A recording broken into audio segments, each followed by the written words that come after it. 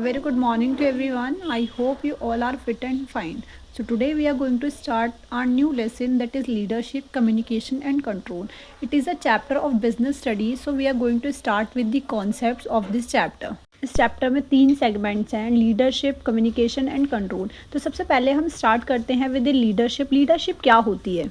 तो ये एक प्रोसेस होता है जहाँ पर लीडर्स जो होते हैं वो अपनी एबिलिटी यानी कि लीडरशिप दिखा करके अपनी कंपनी, अपनी ऑर्गेनाइजेशन में ग्रोथ को शो करते हैं।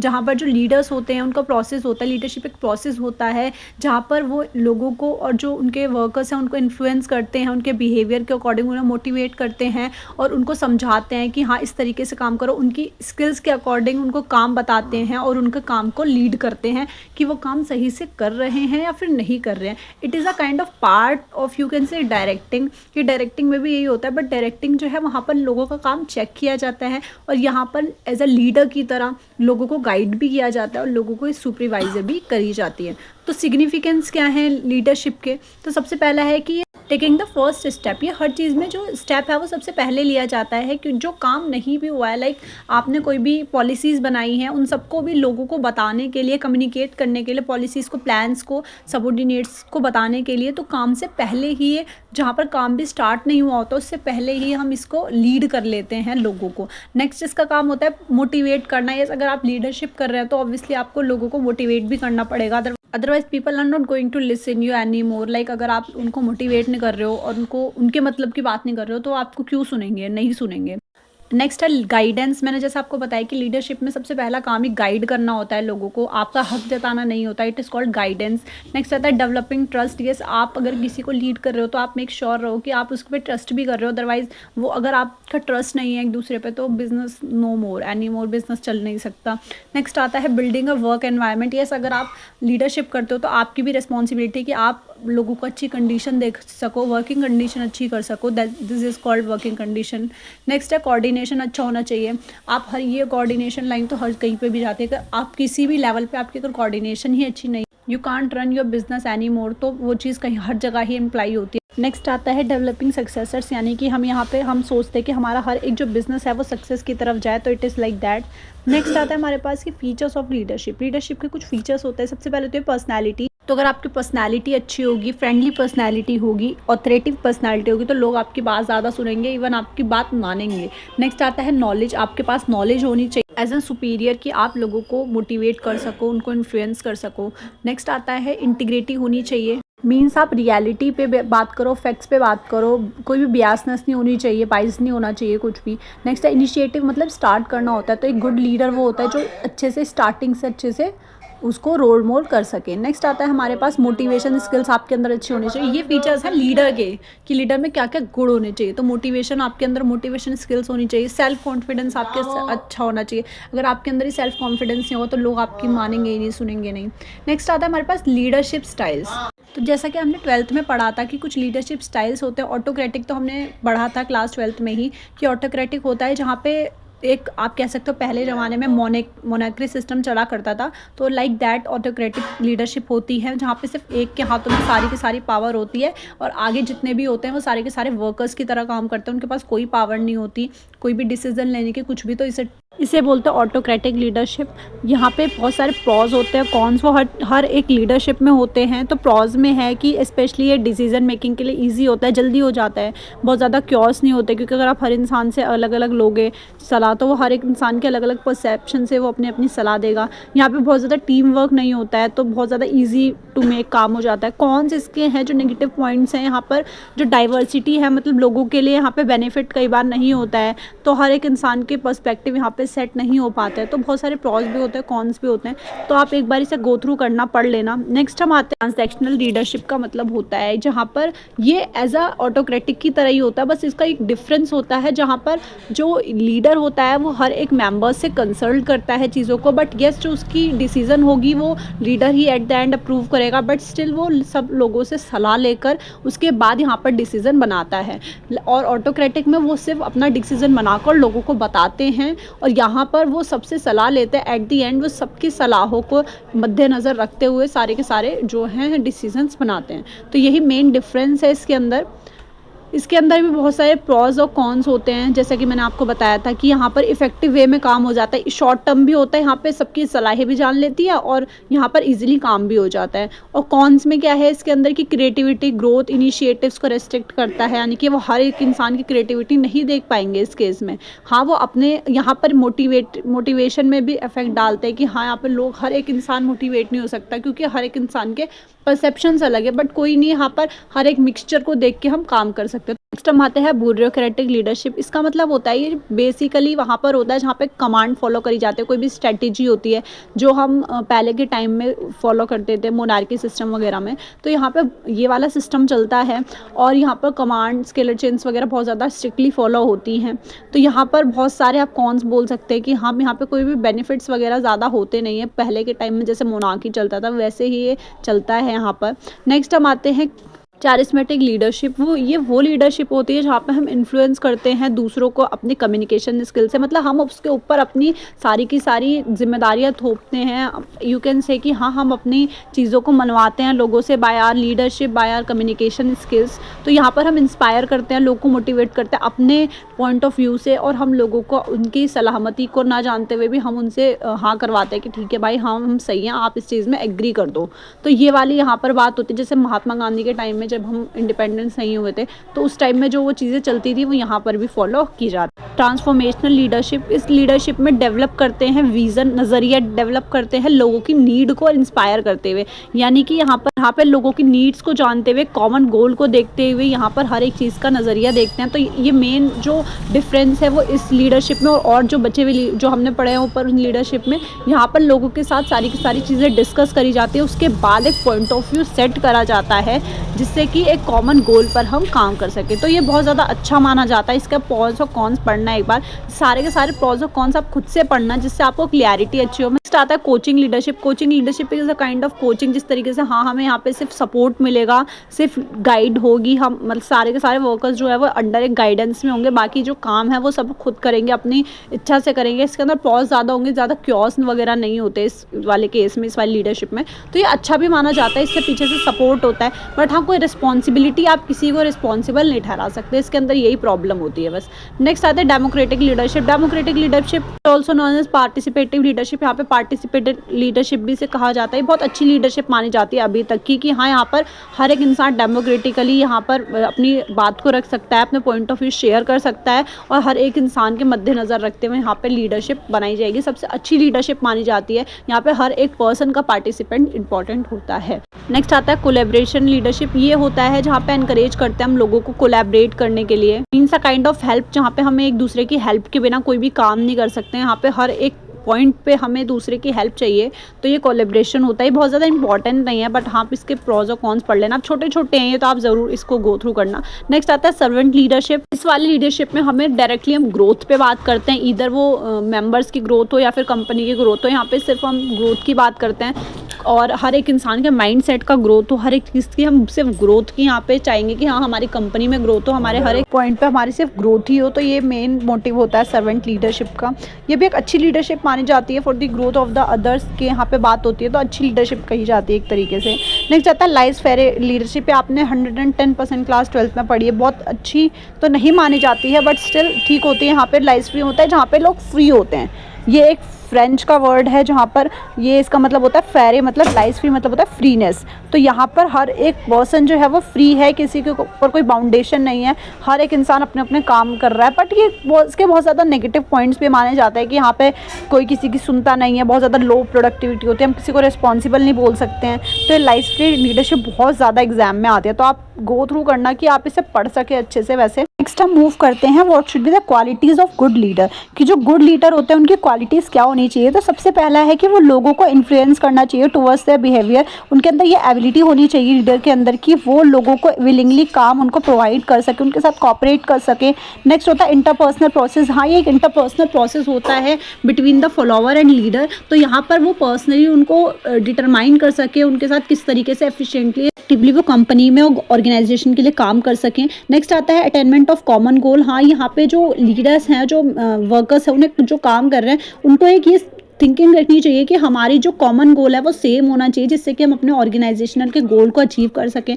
ये कोई नेवर एंडिंग प्रोसेस होता है जो कभी भी एंड नहीं होता है बिटवीन द लीडर एंड जो सबॉर्डिनेट सुपीरियर्स काम कर रहे हैं। वहाँ पे डिपेंड करते हैं, कुछ सर्कमस्टेंसेस पर चीज़ें डिपेंड करती हैं। कई बार ऐसा होता है, it is a very obvious for each and every company. Next आता है लीडरशिप अक्रॉस दी ऑर्गेनाइजेशन। इसको आप एक बार रीड कर लो, इट इज़ इनफ। इसके अंदर लीडरशिप एंड मैनेजमेंट में क्या डिफरेंस है, ऑटोनॉमी, क्रिएटिविटी, इनोवेशन, मैं आपको ऊपर सब कुछ पढ़ा चुकी हूँ, तो कोई भी बहुत ज़्यादा ये इंपॉर्टेंट नहीं है। तो आप इसको एक बार गो थ्रू करना, सिर्फ एग्जाम में भी बहुत कम आता है क्योंकि ऊपर हम ये सारी चीज़ें ऑलरेडी पढ़ चुके हैं। नेक्स्ट हम अपना पढ़ते हैं क्या प्रैक्टिसेस होती हैं डेवलप करना लीडरशिप को। तो वहाँ पर इवैल्यूएशन करना, प्रोग्राम मॉनिटरिंग करना, तो ये सब भी हम पढ़ चुके हैं कि क्या लीडरशिप की क्या डेवलपिंग प्रैक्टिसेस होती हैं कि हम लोगों को चीज़ें प्रोवाइड करते रहें, इंसेंटिव्स देते रहें, उनके मोटिवेट करते रहें। तो it is like a that.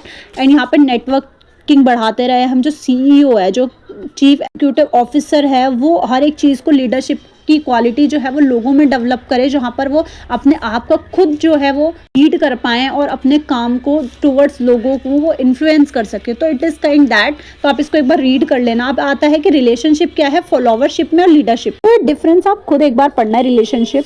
सबसे पहले हम फॉलोवरशिप पढ़ते हैं कि होता क्या है, तभी आप ये रिलेशनशिप जो है वो समझ पाएंगे। तो सबसे पहले इंपॉर्टेंस क्या है गुड फॉलोवरशिप की। तो इंपॉर्टेंस आप ये देख सकते हैं कि यहाँ पर अगर आपके अंदर गुड फॉलोवरशिप मतलब होता है कि आप किसी को फॉलो करते हैं। इंपॉर्टेंट आता है कि इंपॉर्टेंस क्या है गुड फॉलोवरशिप। तो सबसे पहले तो अगर आता है लो प्रोडक्टिविटी नहीं होगी, लो फॉलोवरशिप होगी हमारी कंपनी में, काम जो है वो अच्छा नहीं हो पाएगा हमारा, जो यानी कि जो है कंपनी का ऑर्गेनाइजेशन का, उससे हम यानी कि आपकी कस्टमर जो है वो डिसैटिस्फाई होंगे आपके काम से। जैसे आपकी जो फॉलोवरशिप अपॉर्चुनिटी आपके हाथों से चली जाएगी, अननेसेसरी एक्सपेंसेस आप खर्चे फालतू के करते जाओगे अगर आपके ऊपर कोई भी प्रॉब्लम्स है, अगर लीड नहीं कर पा रहा है तो ये होती है। अब कुछ क्वालिटीज देखते हैं हम गुड फॉलोवरशिप की। तो हमने कमियां देखी। नेक्स्ट एबिलिटी और कॉम्पिटेंस। यहाँ पे लीडर है वो हर एक चीज़ के लिए रिस्पॉन्सिबल होता है अपने फॉलोवर्स के लिए, जो उसके फॉलोवर्स पीछे काम कर रहे हैं। फॉर एग्जांपल आपकी कंपनी में आपका लीडर है, वो आपको लीड कर रहा है, ठीक है, आप उसके फॉलोवर हैं, पर अगर आप ही अच्छे से काम नहीं कर रहे तो व्हाट शुड लीडर डू। सिर्फ आपको एम्फेसाइज कर सकता है, मोटिवेट कर सकता है। नेक्स्ट आता है गुड लिसनर।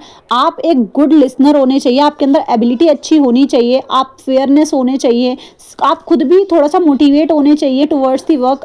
हमेशा आपको लीडर कितना मोटिवेट कर सकता है, इंटरनली तो आपको खुद मोटिवेट होना पड़ेगा। आप अपने काम की तरफ ऑनेस्ट होने चाहिए। If you are the follower you should honest towards your work. आपके अंदर करेज होना चाहिए काम करने का। आप डिस्ट्रैक्शन जो पॉइंट है वो आपके अंदर कम होना चाहिए। हम्बलनेस, आपके अंदर रिस्पेक्ट होनी चाहिए towards your superior, towards your leader whosoever are working for you. किस टाइप के फॉलोवर्स होते हैं? तो सबसे पहला होता है क्रिटिक्स। क्रिटिक्स वो लोग होते हैं जो सिर्फ क्वेश्चनरी करते हैं, एग्जाम्स वगैरह देके क्लियर आउट होते हैं, तो वो लीडर के पीछे पीछे मूव करते रहते हैं कि हाँ लीडर जो कर रहा है हम भी वही कर रहे हैं। सो सिंपल इट इज, उनका कोई पर्सनल काम नहीं होता।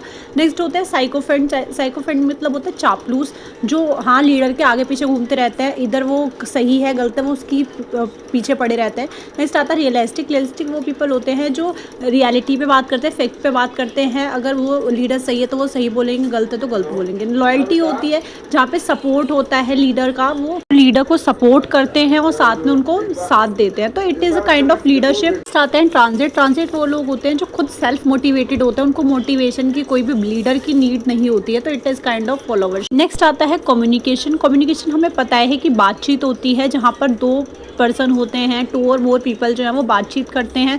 1-to-1 कम्युनिकेशन भी हो सकती है, कई तरीके की कम्युनिकेशन होती है। तो इसके फीचर्स देखते हैं। तो सबसे पहले तो इट रिक्वायर्स एटलीस्ट 2 पीपल। यहाँ पर 2 लोग कम से कम होने चाहिए, ज़्यादा से ज़्यादा कितने भी हो सकते हैं, पर कम्युनिकेशन के लिए एटलीस्ट 2 पीपल तो होने चाहिए। अब मैसेज इज़ रिक्वायर्ड, किस टॉपिक पे बात कर रहे हैं, क्या मैसेज है, it should be on the topic. Next आता है इंटरेक्शन। इंटरेक्शन मीन्स होता है कोई फॉर्म होना चाहिए कम्युनिकेशन का, कि लाइक इंक्लूडिंग रिटर्न फॉर्म होना चाहिए, ओवरऑल होना चाहिए, गेस्चर एक्सप्रेशंस होने चाहिए।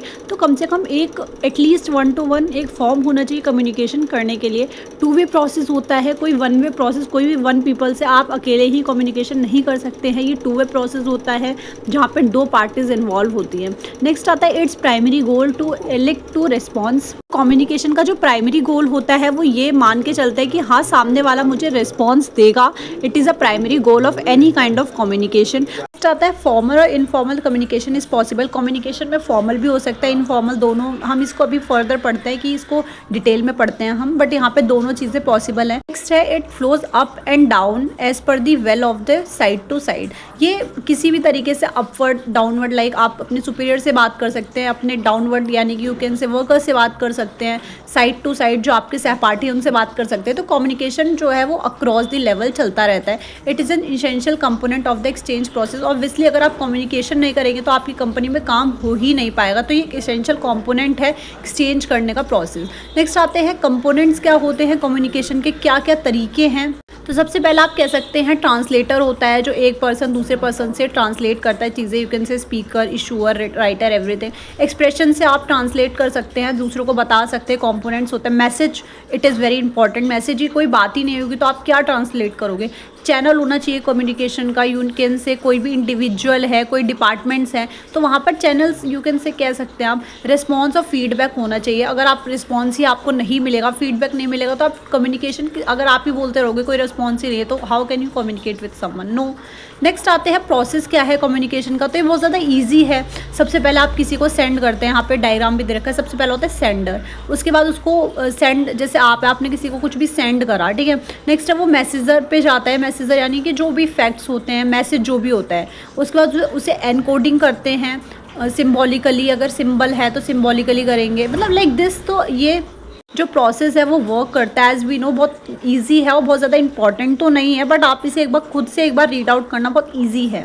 नेक्स्ट आते हैं टाइप, कितने टाइप के होते हैं, थोड़ा इंपॉर्टेंट है। फर्स्ट हमारे पास वर्बल होता है, जहाँ पे हम किसी से वर्बली बात कर लेते हैं, 1 to 1 बातचीत करते हैं, face to face. It is called verbal communication. Next आता है रिटन कम्युनिकेशन, जहाँ पे हम लिख कर बात करते हैं किसी को। हमने पोस्टमैन से हमने चिट्ठियों में लिख के बात करी। It is kind of like written documents में जब हम किसी को सेंड करते हैं, it is a kind of written communication. Next आता है ओरल कम्युनिकेशन। ये कम्युनिकेशन वो होता है जहाँ पे हम किसी से फ़ोन पे बात कर रहे हैं, किसी से कोई भी मैसेज पे बात कर रहे हैं। It is kind of that कि ओरल कम्युनिकेशन है, 1 to 1 है, पर वैसे वर्बली है। कोई भी इसके अंदर फैक्ट्स और रियलिटी की नीड नहीं होती है। नॉन वर्बल होता है, पे हम लोगों की बॉडी लैंग्वेजेस से, एक्सप्रेशंस को समझ लेते हैं, जेस्चर्स को, फेशियल एक्सप्रेशन से बातचीत। कई बार क्या होता है कि नहीं आपको बोलना है, बट आप उसके गेस्चर से गेस कर लेते हैं कि उसका आंसर क्या होने वाला है। It is like non verbal communication, इसे कहते हैं। तो ये फिजिकल नॉन वर्बल कम्युनिकेशन होती है और एक para language. Physical non verbal communication होती है जहाँ पे हम अपनी बॉडी लैंग्वेज से, फेशियल एक्सप्रेशन से बोल देते हैं। पैरा लैंग्वेज होती है जहाँ पर हम किसी लाइंस को किसी की ओन लैंग्वेज में, किसी और की लैंग्वेजेस में हम वहाँ पे एक्सप्लेन कर देते हैं। It is like that. Next आता है क्वालिटीज़ क्या होती है गुड कम्युनिकेटर की, जो हम 1 to 1 बात कर सके उसकी क्या क्वालिटीज़ होती हैं। तो यहाँ पे हम 7 C's मानते हैं, 7 C's होते हैं यहाँ पे। फर्स्ट है कंक्रीटेंस। तो कंक्रीटेंस वो मैसेजर होता है जो बहुत ज़्यादा ब्रीफ में, छोटी संक्षेप में और स्पेसिफिक बात करते हैं, word to word. It is called concreteness. कोई भी कम्युनिकेशन है वो कंक्रीटेंस होनी चाहिए, वर्ड टू वर्ड होनी चाहिए, बहुत ज़्यादा स्पेसिफिक होनी चाहिए, कर्टेसी होनी चाहिए, इट मीन्स रिस्पेक्टफुल होनी चाहिए, हर एक चीज़ की एक वैल्यू होनी चाहिए बात की। नेक्स्ट आते क्लैरिटी होनी चाहिए उस बात में, बहुत ज़्यादा अच्छे से आपको क्लियर हो वो चीज़। कंप्लीशंस होनी चाहिए, कंप्लीटनेस होनी चाहिए, आधी अधूरी बात नहीं होनी चाहिए। नेक्स्ट है कॉइंसाइंस, मतलब होता है कि इफेक्टिव कम्युनिकेटर जो होता है उसकी बातें जो हैं वो बहुत ज़्यादा ऑन द पॉइंट होती हैं,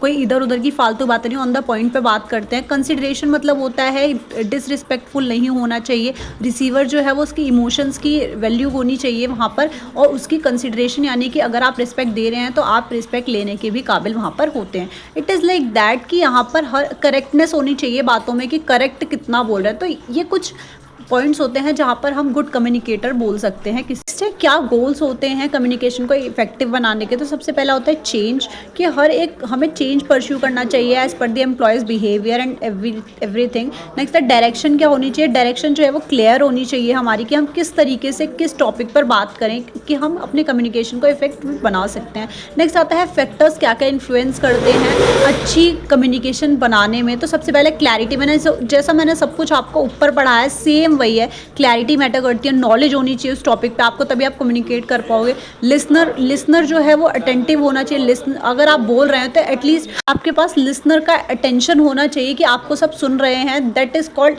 कम्युनिकेशन इफेक्टिवनेस। टाइमिंग अच्छी होनी चाहिए, आप time to on the time और ऑन द पॉइंट बात करें, इट इज़ गुड। तो ये टॉपिक्स मैंने आपको ऊपर पढ़ा दिए हैं पॉइंट, आप इसे खुद एक बार पढ़े, बहुत इंपॉर्टेंट पॉइंट है, इसे आप मिस आउट मत करना। ये कुछ क्वेश्चंस आ रहे हैं, इसको आप ज़रूर करना, एट द एंड इसके आंसर्स दे रखे हैं। नेक्स्ट हम अपने टॉपिक पे तरफ बढ़ते हैं, that is controlling. Controlling as we know, हमने पूरी क्लास 12th में पढ़ा है कि मैनेजमेंट का लास्ट पार्ट होता है कंट्रोलिंग, जहाँ पे हम अपने प्लान स्ट्रेटेजी को हम अपने कंपेयर करते हैं एक्चुअल परफॉर्मेंस से। जहाँ पे हमने जो प्लानिंग करी थी उसको हम कंपैरिजन करते हैं जो हमारे पास एक्चुअल में आया है।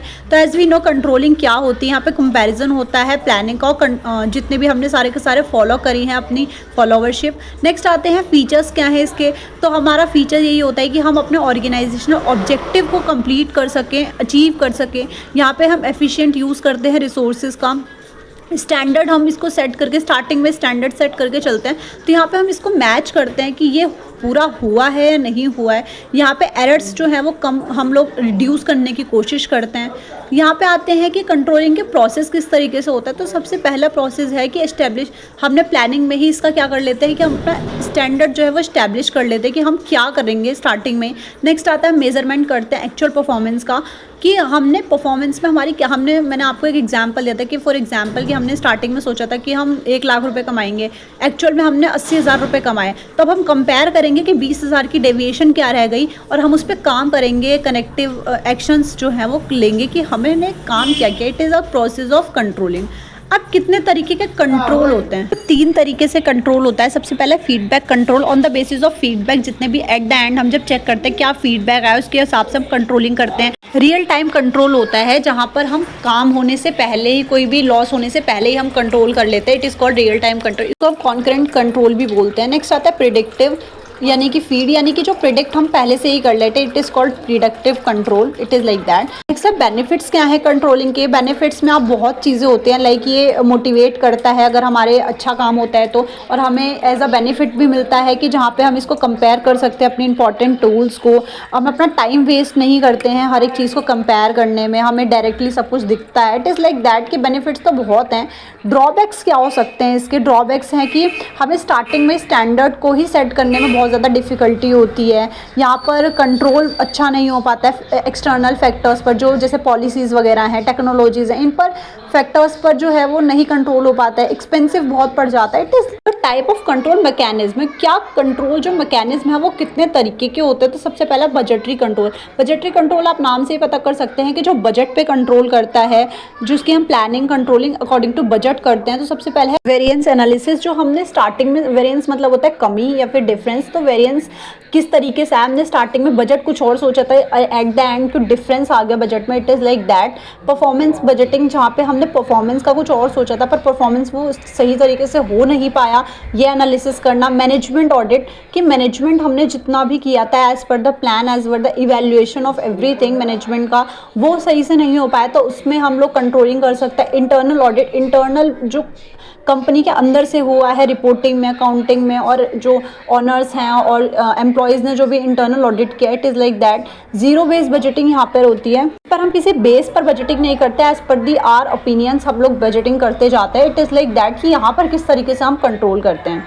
कोई भी बेस ईयर हम नहीं लेते हैं, जैसे कि हमने लास्ट ईयर का बेस नहीं लिया कि हम किस तरीके से कंपेयर करेंगे चीज़ों को, बट हम फिर भी कंपैरिजन करते जा रहे हैं, तो हम यहाँ पर कोई भी बेस नहीं लेते हैं। नेक्स्ट हम आते हैं फिनेंशियल कंट्रोल। फिनेंशियल कंट्रोल्स वो होते हैं जो कंट्रोल हमारे फाइनेंस के अकॉर्डिंग किए जाते हैं, जैसे कि फिनेंशियल स्टेटमेंट्स। हम फिनेंशियल स्टेटमेंट्स की पूरी बुक पढ़ते हुए आ रहे हैं कि किस तरीके से हम कंट्रोल कर सकते हैं, क्या कर सकते हैं। तो आप इसी पर खुद गो थ्रू करिए कि क्या रिस्पॉन्सिबिलिटी। रिटर्न ऑन इन्वेस्टमेंट अच्छा पॉइंट है कि कहाँ कितना हमें रिटर्न मिल रहा है, उसी के अकॉर्डिंग हम कंट्रोल करेंगे। अगर अच्छा रिटर्न ऑन इन्वेस्टमेंट मिल रहा है किसी भी चीज़ पर, तो हम उसको और अच्छे तरीके से उसको इस्टेब्लिश करेंगे जिससे हमें रिटर्न ऑन इन्वेस्टमेंट बहुत ही अच्छी तरीके से मिले।